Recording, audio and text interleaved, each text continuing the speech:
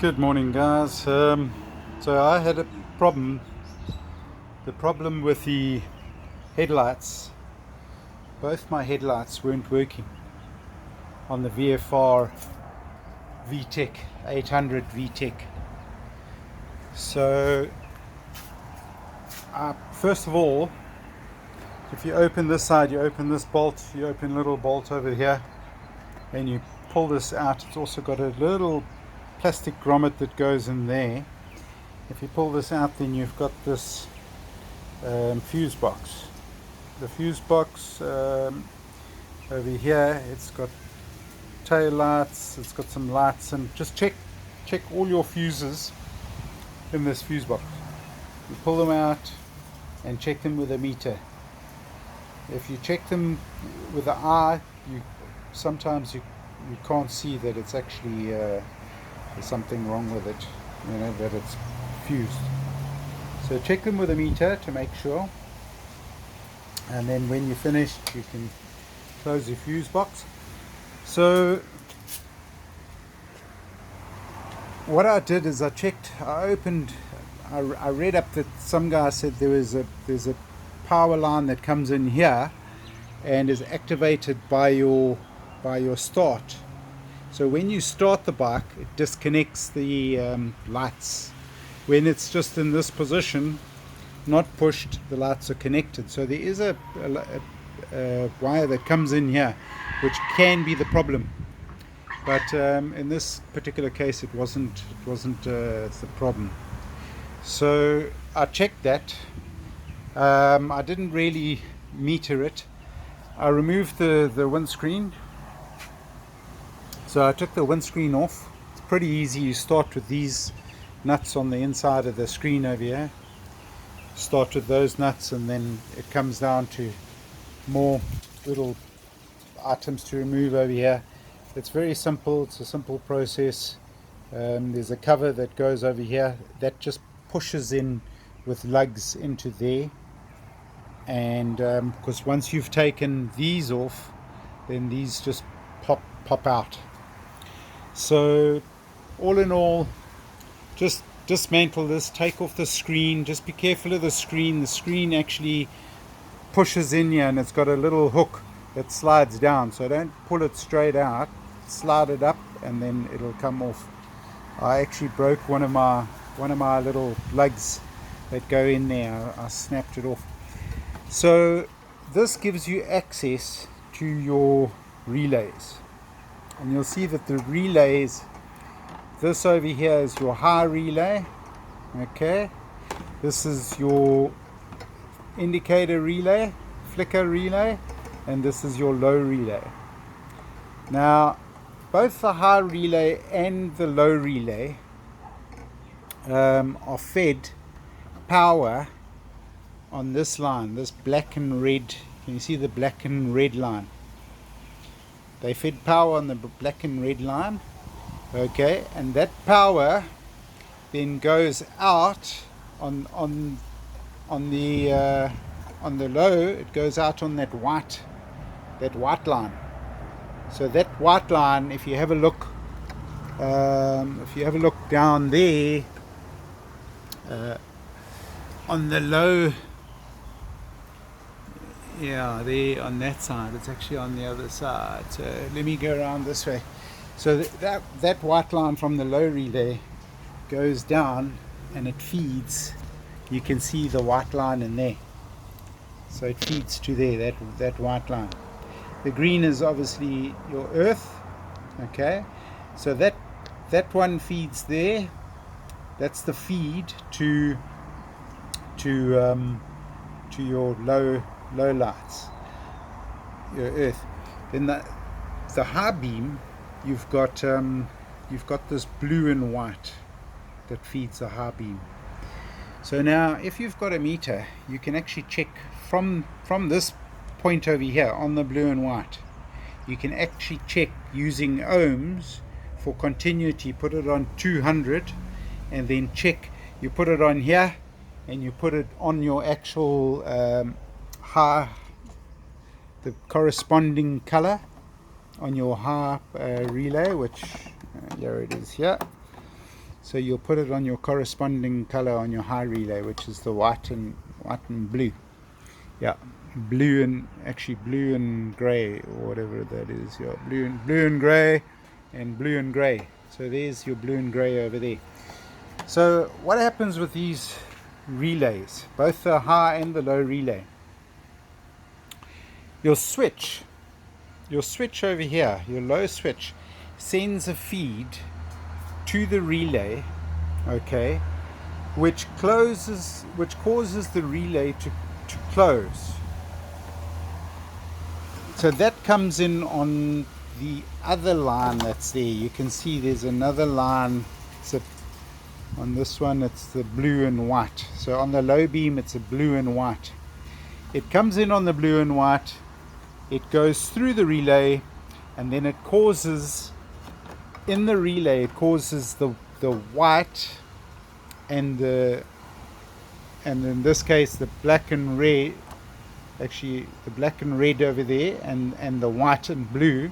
So this is the low relay. It causes there to be continuity through that. So that black and red that you see there, the feed comes from here.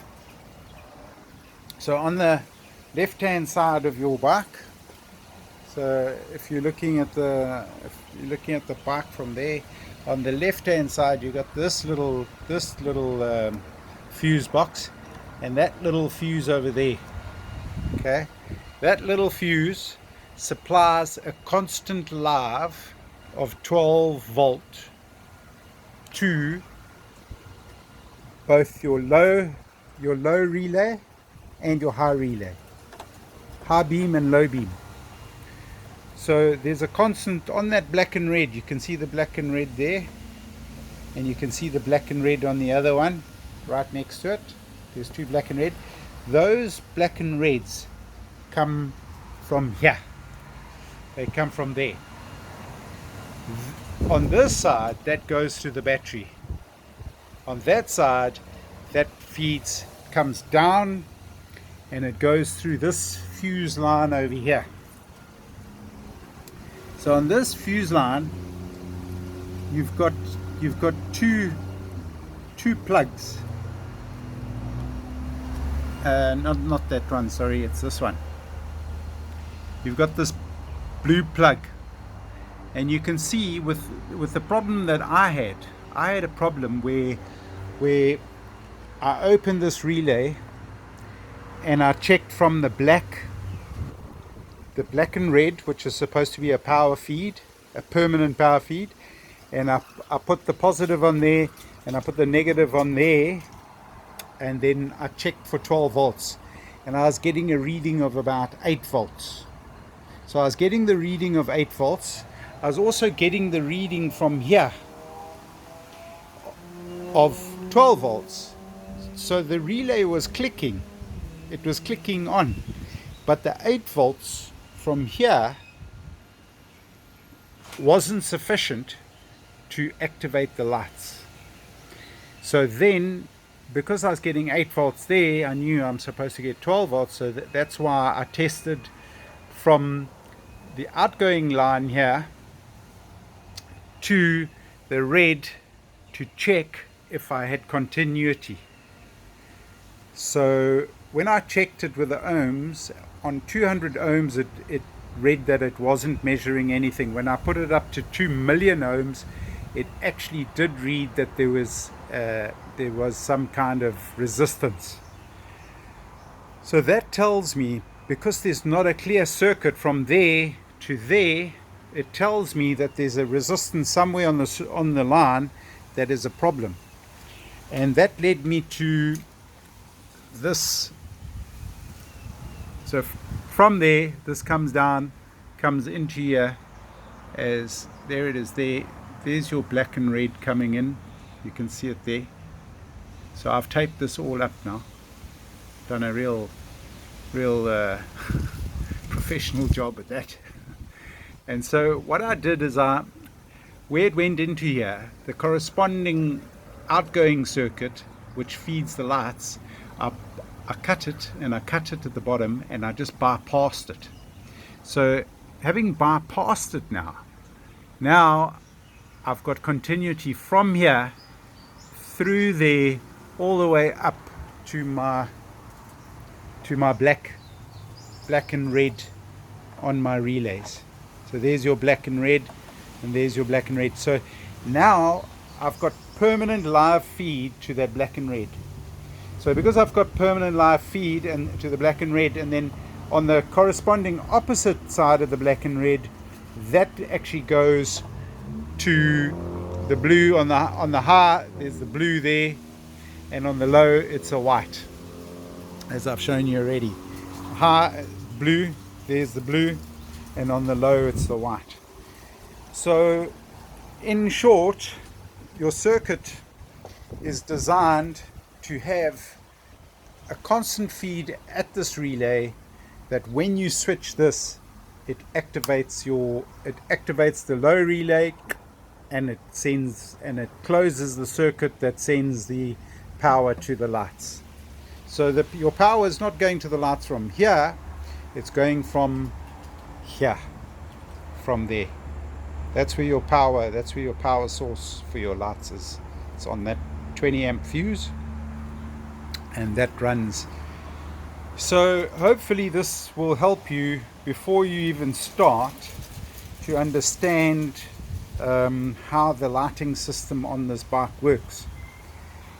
There is also another feed that runs in here. You see that little black and red over there? I'll see if I can. There's another little feed over there, that little black and red. That comes from this feed over here, which, yeah, it's not the fan stop. So it's the meter tail illumination. So it's that 10 amp there. So that 10 amp feeds this over here, okay, which feeds the little lights at the bottom, your little lights at the bottom there, okay, and it also feeds the tail light, and it illuminates your actual cluster. So yes, I hope everything is explained pretty well, because it took me quite a while to figure this out, and it took me looking at the circuits, the circuit diagrams, wiring circuit diagrams, and all that. Now it's very, very simple. You have to have 12 volts at your black and red. 12 volts at your black and red, you must have that. Okay, then you must also have this clicking when you switch on here. When you switch on there, it needs to click. So if I switch this on now, we should have a click and a click. Yeah, you can hear it clicking inside there. And then, so from not having lights to now, let's put on the starter up, and we put on the lights. So from not having lights, I've now got full lights.